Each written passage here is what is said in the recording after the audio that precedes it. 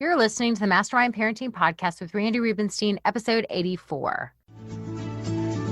My name's Randy Rubenstein, and welcome to the Mastermind Parenting Podcast, where we believe when your thoughts grow, the conversations in your home flow. I've been thinking a lot about parents of teenagers lately, because in the August group that came into my private mastermind, we were testing out some different things, and we had, I would say 80% of the group was parents of kids 2 through 12, and then 20% were parents of teenagers. And it was very interesting to kind of assess the differences. I had to put we use this tool in our mastermind called Voxer, which is this very interesting kind of like audio texting app so that I can do lots of real-time coaching, and people can leave me their scenarios and I leave it back in the whole group. So it's kind of like we're doing coaching all the time. And because it's a big deal, I feel like if I do a coaching call every week, which is what I do in the mastermind, and it just seems like, especially at the beginning, people need more. People coming to me are, I wish that it was a proactive thing that people are like, I just want to be a better parent, so I think I'll go and take a parenting class. No, usually you have to have a strong-willed kid. And so when people come to me, usually they're like, okay, I've seen lots of other resources and we're at our wits' end. So finally I'm okay, fine, I'll take a parenting class. And so people come to me and they are in the fire. And so I'm always playing around with how can I help people to get to a better place as quickly as possible so that then we can just keep building and building and building on it. So we use this thing called Voxer. And I had to put the parents of the teenagers on a separate thread because it's just a bigger deal. It's a much different situation when you have a 2 to 6-year-old who's digging their heels in on something. It's a different situation to help them turn their behavior around than it is for a 13 through 18-year-old who's had years and years and years of a certain pattern and dynamic in the household, and it takes a little longer to make those changes. And you've got an older child at that point who a lot of times they've gotten physically aggressive and their size is maybe the same as you, if not bigger. So sometimes it can feel scary, and they usually have their own technology by that time. And there's usually a lot of kind of technology addiction going on. So it's a different situation. And so I just was kind of really noticing what was going on in the group. And the thing that came up time and time again with the parents of teenagers was the kids were so defiant, so like by the time they're teenagers and you try to change the rules of now we're going to have technology restrictions, they're like, no, you're not. Absolutely not. Which when a little one digs their heels in, we're able to kind of shift and turn it around and assert our pack leadership differently than when you've got a teenager digging their heels in and they're like, absolutely not, you're not doing that. And so it's a different conversation and it's a different thing to assess. And what I found over and over is that many of these teenagers, they really are so hooked on this technology, and it's a constant source of contention, which it's a constant, I don't want to say source of contention, but it is a little bit of a source of contention in my own household with my teenagers, well, especially my 13-year-old. Because he loves it. Look, it's a whole different world that we don't even fully understand. And they engage, their social lives are online. So there are pieces to figure out for us. And it's kind of a new day for all of us. We're all trying to figure this out. And it seemed like the teenagers, they rely on the technology for so much, and the parents we're all just trying to figure out, like, we don't want to take the technology away because we don't want to isolate them socially, because we know how painful that is. And it easily crosses over into that addictive tendency, and it's too much tech, and that's not healthy for their brain. So finding that balance seems to be a constant dance that parents of teenagers are going through. And so when you're starting to make shifts and somebody comes in and they start learning mastermind parenting, well, the conversation starts changing, and there's new parameters in the household, and there's new rules, and there's a new way we're communicating those rules. And the brain seeks the familiar, right? So the kids from the get-go are like, who are you? What happened? And where's my parents? And they're also used to a dynamic of fighting, of tension. And something I think that's interesting in kind of understanding why I think is important, because when little kids, when they are 3 years old, little kids quickly learn that, they can get negative attention much more easily than positive attention. Like, there's been studies about how many times a kid hears the word no in a day, and it's like, it's depressing how many more times a kid hears the word no than yes. So little kids don't care if it's positive or negative attention. All attention matters to them, because really the human condition is, do you see me? Do I matter? And at 3, they've just started to learn developmentally that they are a different entity than mom. Like, I'm my own person. So that's why we have that whole three-nagers and teenagers. Like, they're trying to figure out where you stop and where they start, and how much power and control they have in the world. And they're just trying to figure out relevance. And so to help a 3-year-old channel that in a more positive direction and understand it, it's pretty easy to do. Like, that's where I get to teach the easy parenting monkey tricks that I can do with my eyes closed.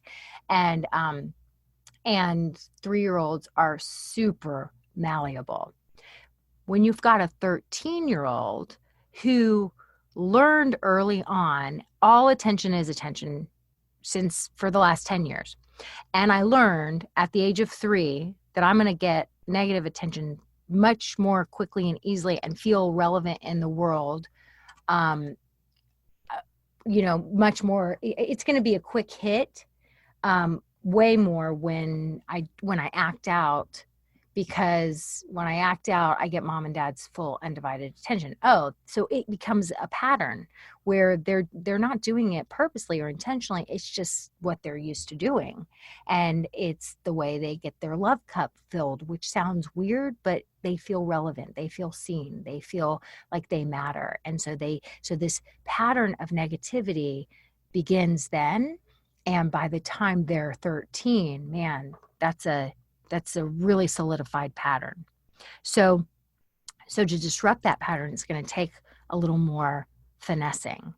And when you start to disrupt that pattern by using different language, not losing your cool over every little tiny thing, having conversations at non-relevant times where you establish what the new rules are going to be and the why behind it, which I teach people to do. Because if you come in just saying, this is the way we're doing it now, and this, then you just seem like a control freak and a drill sergeant, and that's not how you build your family team, right? So there's a way to do it. And so even when you do it the mastermind parenting way, still it's unfamiliar to this child that for the last decade has been used to getting tons of attention through negative behavior. So they'll kind of look at you like you're crazy, and they'll dig their heels in, and you're like, so we're going to do things a little differently, and too much technology for your brain, and blah, blah, blah, blah, blah. And so here's going to be the new tech parameters, and we're going to go over this. They're like, no, you're not. No. Because it feels scary to them. It feels unfamiliar, and they're going to resist.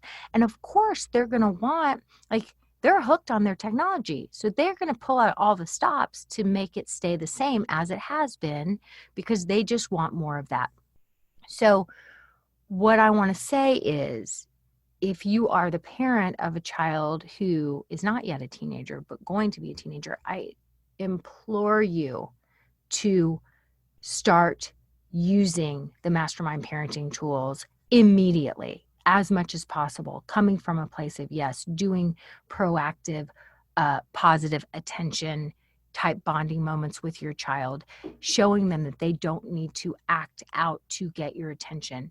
And when they act out, knowing how to talk to them and help get to the root of what the behavior really means rather than just attacking the behavior. When your child hits, like, they didn't just hit for no reason. Like, why did they hit? What was the reason? How do we get to the root of what brought on the hitting behavior rather than just focusing on the hit? Don't hit your sister. Don't hit your sister. Like, why did he hit his sister? What is he really frustrated about?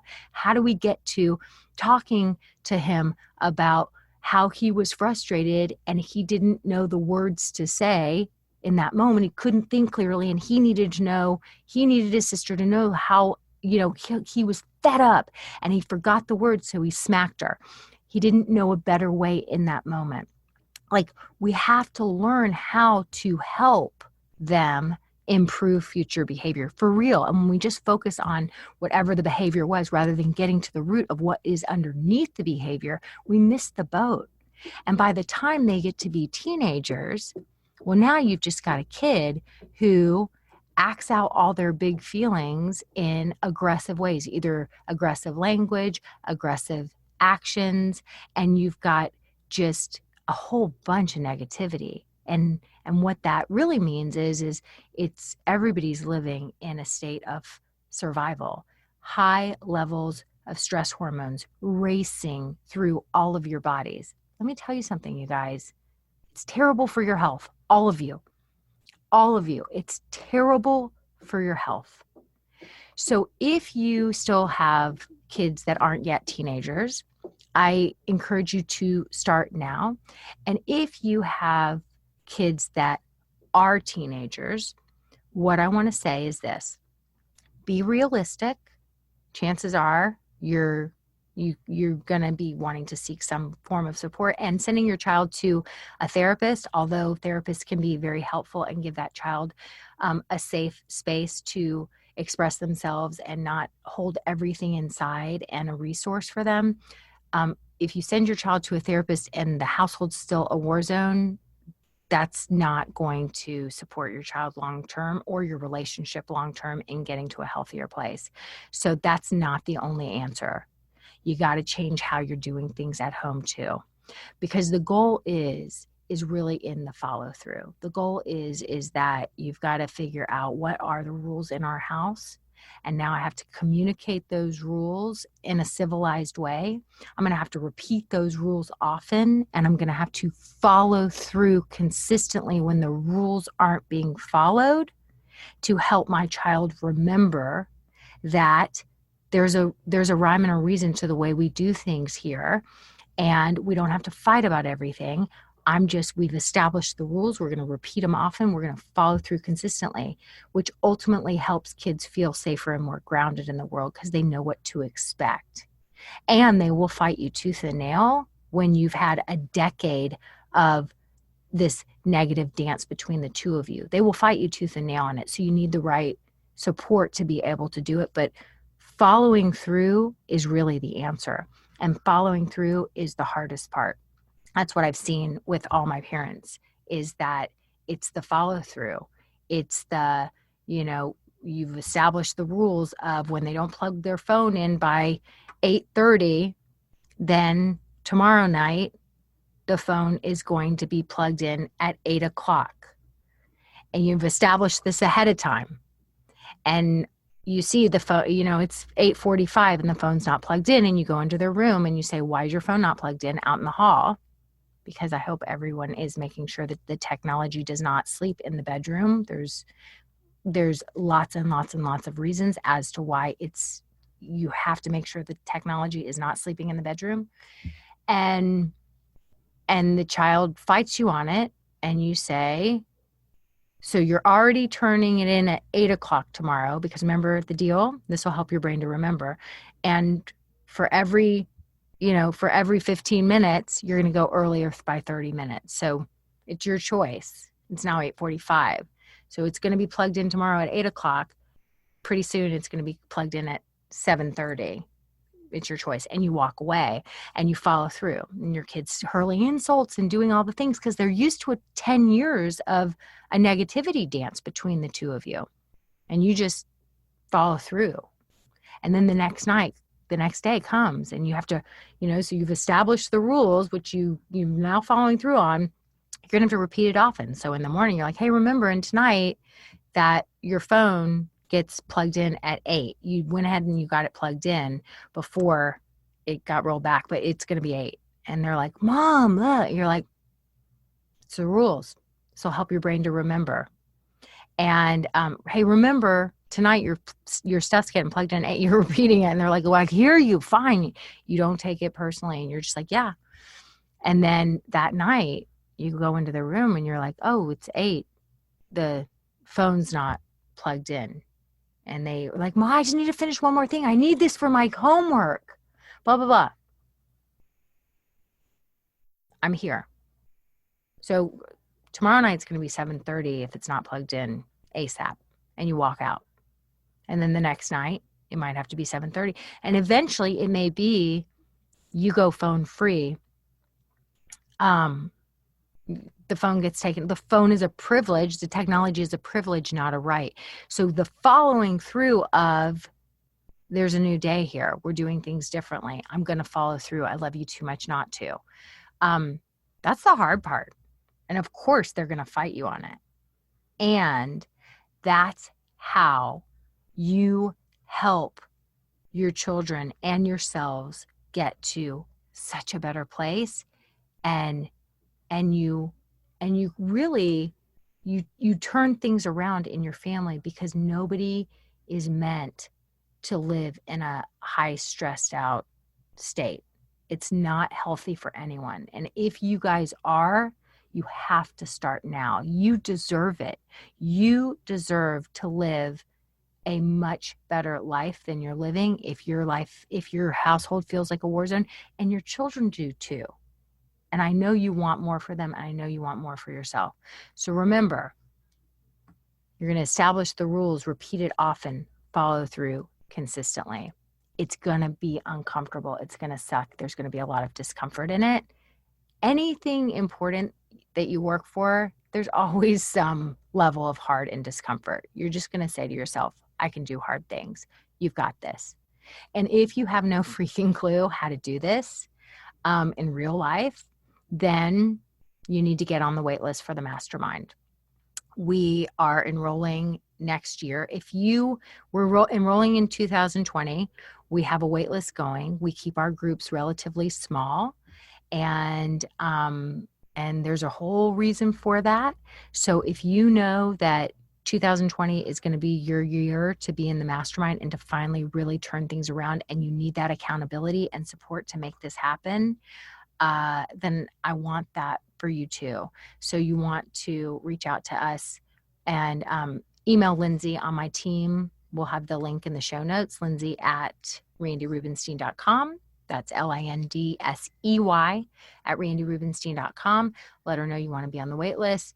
And we will run 1 to 2 groups for parents of teenagers next year. You will be in your own separate group, since it's a whole different animal. And those groups are going to fill up fast. So if you know that's you, get on that. If you have a child that's not yet a teenager, but you know it's coming, and you need that accountability and support, please email Lindsey and find out if the Mastermind's right for you. Okay, guys, have a great week. Hey, guys. If you want to close the gap between the parent that you currently are when your kids are pushing your buttons and the parent that you always intended to be, that calm, cool, and collected parent, no matter what's going on around you, I have my recipe for you. I wrote about it in my book, The Parent Gap, and I'd love to give you the free audio version. All you have to do is text the number 44222. That's 44222, and put the message in Mastermind Parenting. That's all one word, all caps, Mastermind Parenting to 44222. And we will send you over a free copy of my audio book, The Parent Gap, ASAP.